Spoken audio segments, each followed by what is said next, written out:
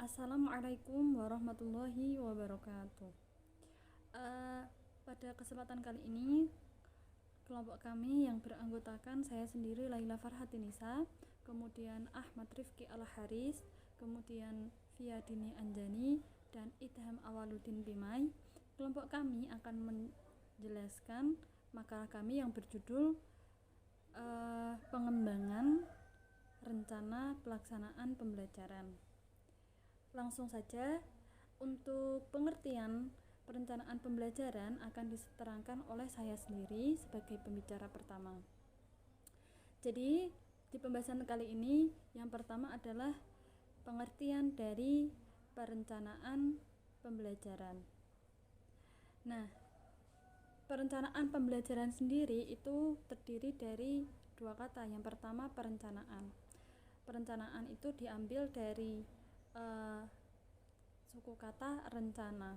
Rencana di sini itu artinya membuat rancangan suatu pengambilan keputusan atau sejumlah alternatif mengenai sarana-sarana dan cara-cara agar suatu tujuan dapat tercapai.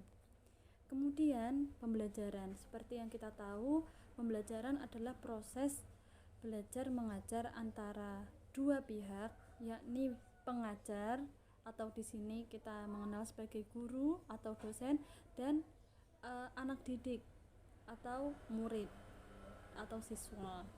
Sedangkan perencanaan pembelajaran yaitu pembuatan strategi atau rencana pembelajaran agar pembelajaran dapat tercapai sesuai dengan apa yang sudah ditargetkan.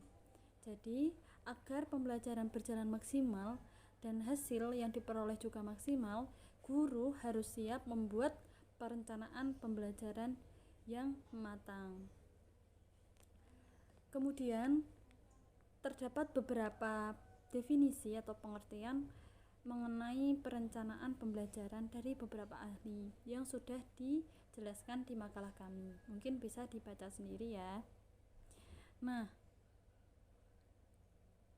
setiap guru tentunya berkewajiban untuk menyusun RPP atau rancangan pelaksanaan pembelajaran. Kenapa? Agar pembelajaran di kelas itu dapat berjalan sesuai dengan apa yang sudah direncanakan, dalam artian tidak bingung atau tidak rancu dalam proses pembelajarannya. Karena ketika guru tidak membuat RPP sebagai acuan, maka pembelajaran di kelas akan menjadi tidak konsisten, tidak sesuai dengan apa yang sudah ditargetkan. Kemudian selanjutnya ada pembahasan mengenai tujuan dan fungsi RPP yang akan dijelaskan oleh teman saya selanjutnya. Selamat menyimak, terima kasih, semoga bermanfaat. Wassalamualaikum warahmatullahi wabarakatuh. Melanjutkan pembahasan berikutnya yaitu tentang tujuan dan fungsi RPP. Adapun tujuan rencana pelaksanaan pembelajaran diantaranya yaitu 1.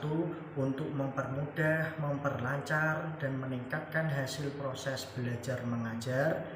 Yang kedua, tujuannya yaitu memberi kesempatan bagi pendidik untuk merancang pembelajaran sesuai dengan kebutuhan peserta didik, kemampuan pendidik, dan fasilitas yang dimiliki sekolah. Yang ketiga, tujuannya dengan menyusun RPP secara sistematis, profesional, dan berdaya guna, maka guru akan mampu melihat, mengamati, menganalisis, dan memprediksi program pembelajaran sebagai kerangka kerja yang logis dan terencana. Itu untuk tujuannya. Dan untuk fungsi dari RPP itu ada dua, satu fungsi perencanaan dan yang kedua fungsi pelaksanaan. Adapun yang pertama fungsi perencanaan, maksudnya RPP hendaknya dapat memotivasi guru untuk lebih siap dan percaya diri melakukan kegiatan pembelajaran. Karena semua kegiatan yang akan dilakukan seseorang itu pasti perlu persiapan atau planning yang akan dijadikan haluan pada waktu pelaksanaan kegiatan. Adapun dan sebesar apapun kegiatan yang akan dilakukan tentunya akan memerlukan persiapan. Begitu pula lah dalam pembelajaran, persiapan guru itu harus matang, baik persiapan tertulis maupun tidak tertulis. Jika seorang guru berani tampil di depan murid tanpa adanya persiapan apapun, maka akan merugikan peserta didik dan sekaligus menjatuhkan wibawa guru di hadapan muridnya.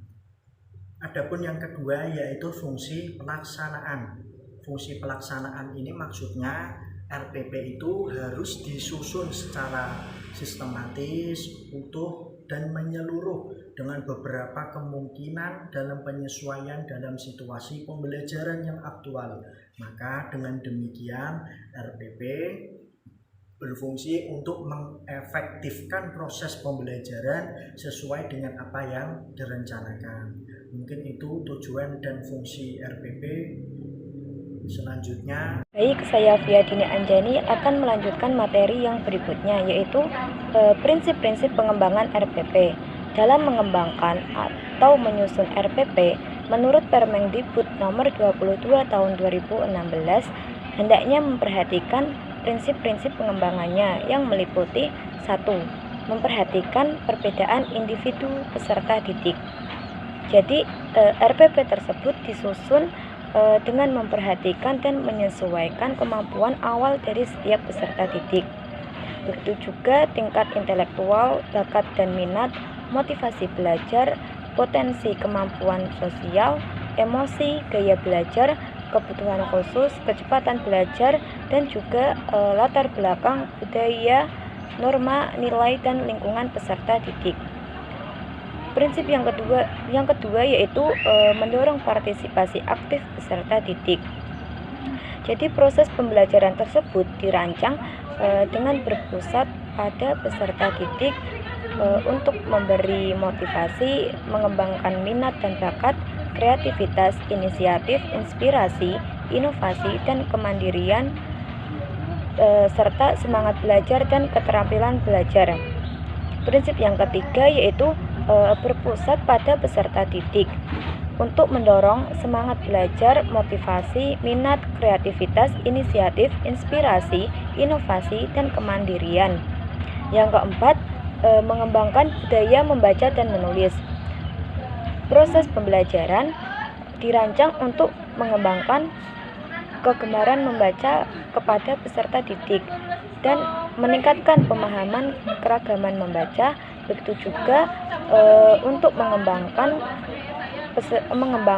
kemampuan berekspresi dalam berbagai bentuk tulisan yang dapat dikembangkan pada peserta didik. Yang kelima yaitu memberikan umpan balik dan tindak lanjut. RPP membuat rancangan program pemberian umpan balik yang positif, penguatan, pengayaan, ataupun remedi. Pemberian pembelajaran remedi tersebut dilakukan setiap saat setelah ulangan atau ujian dilaksanakan dengan menganalisis hasilnya. Yang keenam yaitu keterkaitan dan keterpaduan. Jadi RPP disusun dengan memperhatikan keterkaitan dan keterpaduan antara SK, KD, materi pembelajaran, kegiatan pembelajaran, indikator pencapaian kompetensi, penilaian, dan sumber belajar dalam satu keutuhan pengalaman belajar. RPP disusun dengan mengkombinasikan pembelajaran tematik, keterpaduan lintas mata pelajaran, aspek belajar, dan keragaman budaya. Kemudian prinsip yang terakhir yaitu menerapkan teknologi informasi dan komunikasi.